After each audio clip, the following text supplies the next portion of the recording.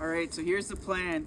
We have a dead pine tree over there. We have firewood, but we also could never have enough of it. So we're gonna try to cut it down by hand. Let's do it.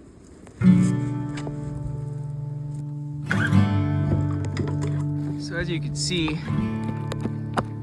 it's already dried out for us.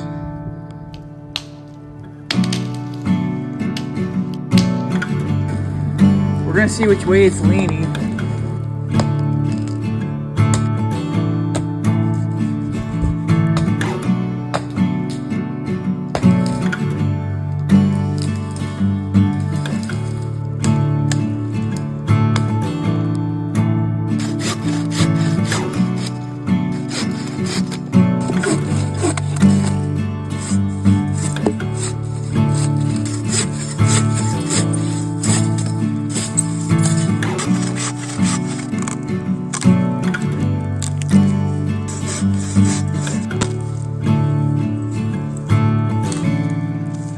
Holy cow.